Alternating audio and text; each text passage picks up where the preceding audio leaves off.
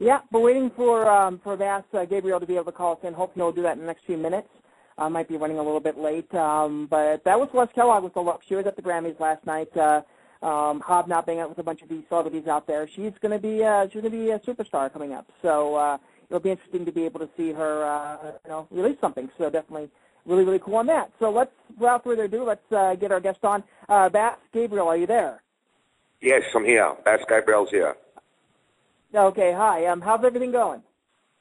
Everything's going great. Sorry, I just broke free right now out of my meeting, so I was so I just got out now. Everything's going great. Just really, really busy and just enjoying America and living the American dream.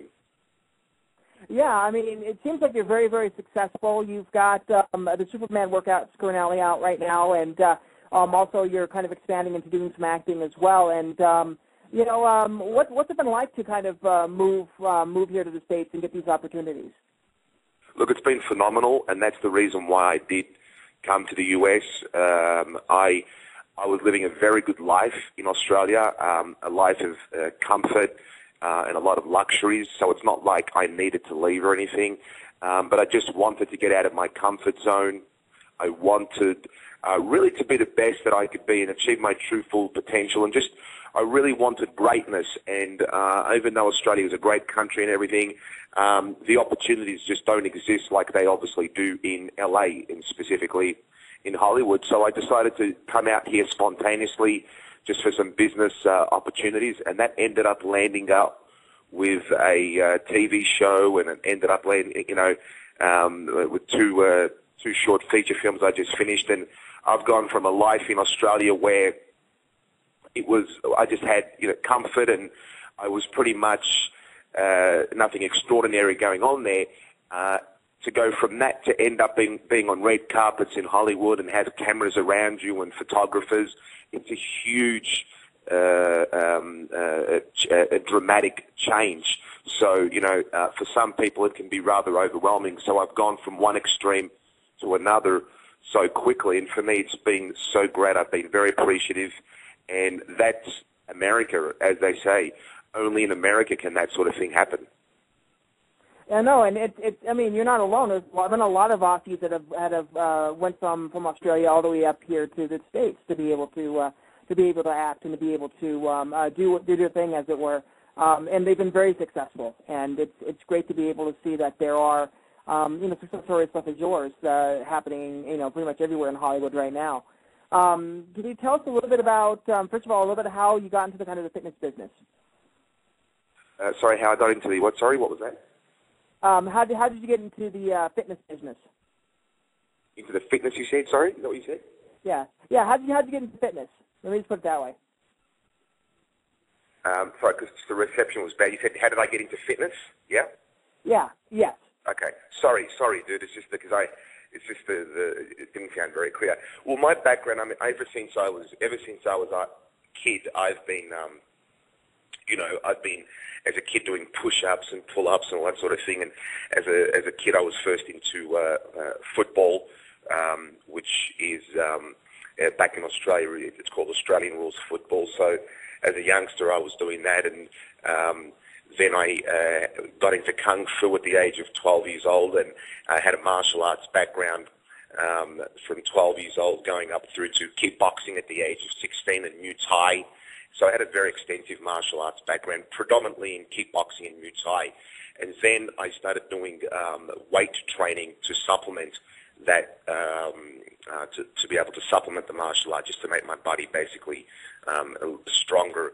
And then at the age of 18, 19, I pretty much got addicted and hooked onto bodybuilding because I was lifting so much weights with my martial arts. So I moved away from the martial arts, and then I just really got caught into bodybuilding for 10 years from the age of 19 or so, and just really consumed into bodybuilding, got really, really big, really muscular, and pretty much achieved all the bodybuilding goals that I wanted to achieve. I ended up being on the cover of magazines and winning competitions and doing seminars and then coming out on and being paid to come out on stage and all those sort of things. And it was, it was my passion at the time, as though after doing it for so long, I just felt that I wanted another challenge. And that's when, about 5 years ago, that mixed martial arts really came onto me. It started becoming very, very popular the last 5 years plus, obviously in America and in Australia. Then it became more popular after that. And I said, this is what I really like, because I like the idea of combining all the mixed martial arts together. So then I got really consumed back into martial arts, but this time I put jiu-jitsu and wrestling and all these other different styles into it so that it would be just true mixed martial arts. Got into that, had 8 fights, won all my 8 fights, got really consumed into it. And as I had finished that, and I said to myself, well, I've got to be careful, because I don't want to end up with, the broken nose or cauliflower ears, as we call it. And I was very fortunate and blessed to not end up like that, even though I had, had my 8 fights and fought a lot. So my body was then changing and transforming as a result of going from bodybuilding to mixed martial arts. And then I ended up getting asked to do a lot of photo shoots. That landed me on a lot of magazine covers, both in Australia and internationally. I was on the cover of Natural Bods, Men's Fitness, Fitness Plus, La Costa magazine, which is a US and Latino-based magazine. I was on the cover of magazines which were in England. So then I had become very international. And I was basically, what I then did, because I was so much into fitness, I developed a workout called the Superman workout, and it was a workout that was based on all my years of extensive exercise. And what I did was I combined the elements of bodybuilding that I had with a lot of the current mixed martial arts that I had, plus all the cardio and conditioning training that I was doing. So I said, this is not going to be a weight training workout only. It's not going to be a mixed martial arts or kickboxing workout only, and it's not going to be a cardio workout only. It's going to be all of them combined together, done as a super workout. So basically you're cross-training. And the reason I did that was because I took the advantages out of all the different elements and combined them together. But I used exercises that I had developed myself. A lot of those exercises involved using the body weight as its own resistance and working on functional strength. And by going from one exercise or movement to the other without any rest. So you, for example, you would start off doing kickboxing moves, and then you would go to the ground, and then you would get up and sprint, and then you'd end up doing push-ups or pull-ups, abdominal work, leg work. So it was a very, very supersetted type of training program. And I called it the Superman workout because everyone was calling me Superman, Superman. That was the nickname that I had developed, Superman, Superman, and that was based on my super physical abilities and just my conditioning. And I use that name as well because, in essence, the workout turns you into a Superman, as in a superhuman, a super athlete. So that's the name. So then I ended up owning, so I developed the workout DVDs, and that went all around the world. I owned the rights to it all around the world, and that was basically my, and I developed a lot of commercial success through that. And that commercial success, that Superman workout is what I've become known for, because I basically said to people, look, in all honesty, this is actually the way that I train to look the way that I do, and it's landed me on magazine covers, on commercials. I was doing commercials for Calvin Klein jeans, La Costa underwear, men's Tribulus products. I've done so many commercials and featured on so many magazine covers, and that's all up on my website. So I then said, okay, this is how I achieve the look, and I want to share it with everybody. And that's what I've become very well known for, and that was basically my bread and butter, so to speak, in terms of commercialization, to do Superman workout. And that's when I had come to America a few months ago, and everyone had known me through that because people knew who I was back in Australia and in England and overseas. And then that landed me where I am now with the TV show, et cetera, et cetera. Yeah, I think it's interesting because I do cover some martial arts. I actually am on the women's end of things, where I do cover that for a website. And I kind of find it interesting the fact that obviously there are different ways to kind of form your body when it comes to MMA. versus straight bodybuilding. I mean, to gain strength, but you also have to kind of gain also flexibility a little bit, and also, Exactly. you don't want to gain too much muscle that you're going to be gassing out coming into the ground. Exactly. And that was why I wanted to show to people, because most people, when you say the word workout to people, most people think of a gym and working out with weights, and that's what people do.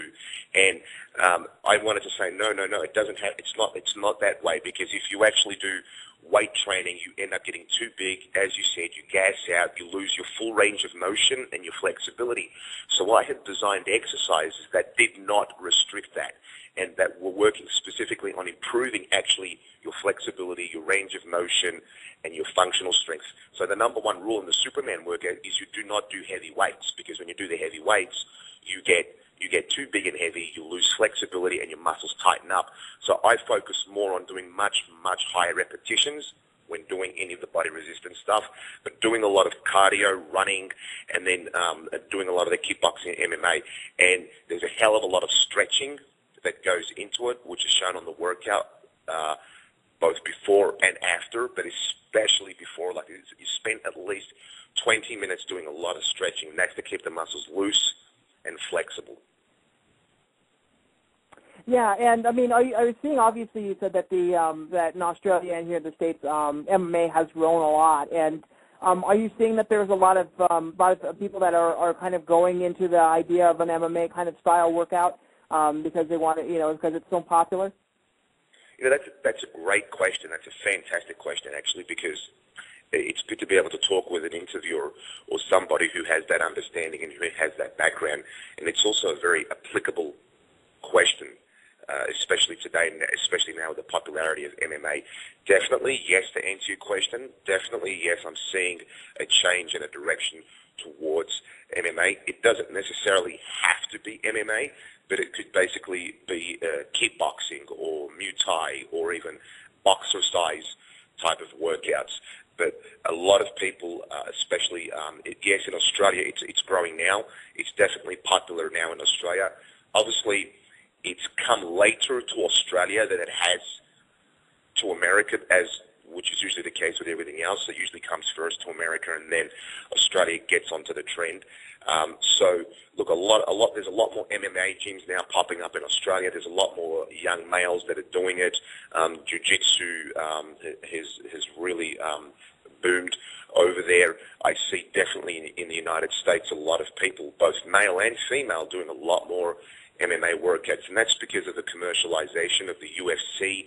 And people are not doing it, obviously, to be professional fighters or wanting to fight. People are doing it specifically for their health and fitness benefits, because they're finding that when they do an MMA workout or a kickboxing workout, the conditioning involved in it is so much greater than going to a gym and lifting weights.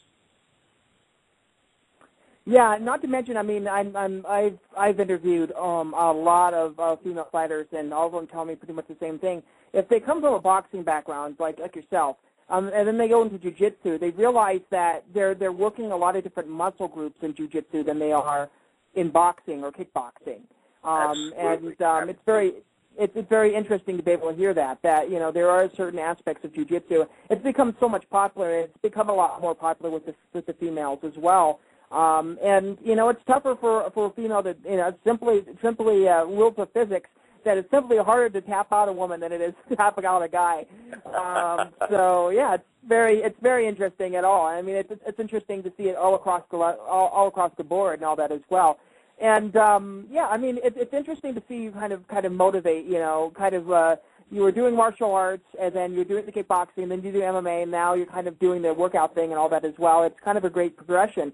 And what do we see with you in the future? What are you hoping to accomplish in the future? Right. Well, right now I'm involved in my TV show, and that's my priority first and foremost. When I came to LA, it was 6 months ago.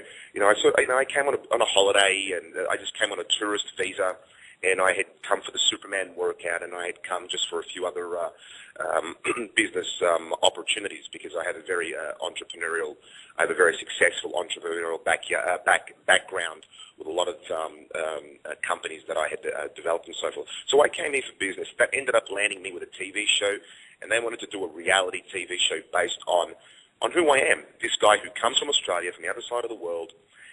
This is his background. This is what he'd done. This is who he is.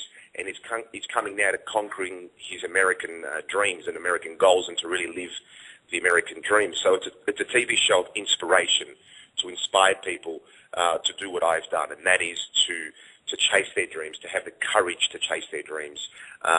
It's a very good way of inspiring people to come from all around the world, or even from America, to come here and live their goals and chase their dreams. And the TV show showcases my determination and the power of the human will to persevere and to never give up and to succeed. So it's a very, like, when I watch the TV show, it's just so motivational, because you have a real deal situation here where it's not scripted. It's a person who's come from the other side of the planet, and not letting anything get in their way. Now, that TV show is what I'm consumed with at the moment. It's called The Bottom Line, and it's a production by it's a Bass Productions and a TPGPR production, and Bass Productions being my production company. So the TV show is intense. It's very, very inspiring, and it's very, very motivating. It's got very much elements of the American dream. You see there's a lot of flashiness involved in it. It's about getting all the perks and fringe benefits of success in America. But it shows me, Bass Gabrielle, being in designer Tom Ford suits, making executive decisions in a boardroom, and then from there going into an MMA gym and just completely unleashing, and then from there going to a stunt school training for an upcoming action film role that I have, and it shows the diversity and versatility that I present.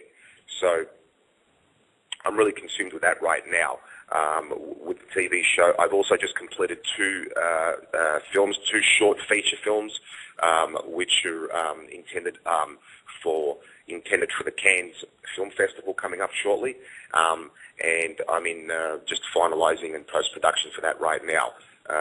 Two very good films, one where I played a bad cop, and the other one where I play a father in an apocalyptic end-of-world time who has to save his daughter.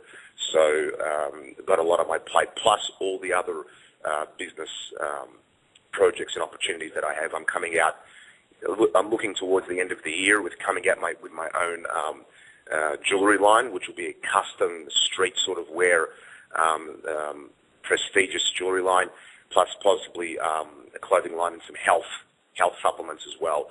So very, very busy. But the TV show is my priority right now, because the TV show is basically the platform to everything else for me in the United States and North America.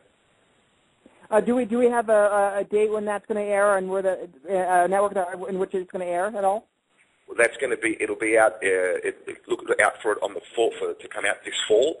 And as far as network, I mean, I'd love to really disclose that right now, but I've been really bound to a confidentiality agreement that I can't disclose anything further, because obviously the network has exclusivity for that. So I can't disclose that right now, but I can tell you it'll be out in the fall. Okay, and I'll keep you posted in the meantime. Yeah, keep me posted. I mean, we'll always have you back on when the show's about to air and all that, and we'll get some previews for you on that. And I mean, it's going to be very, very interesting as well. And before I let you go, can you tell me? I mean, what did you, and I don't know if you saw it last weekend, but did you see Fedor's fight this weekend? And do you have any opinion on it? Sorry, did I say the what? Sorry, what was that? Fedor Emelianenko's fight this past weekend.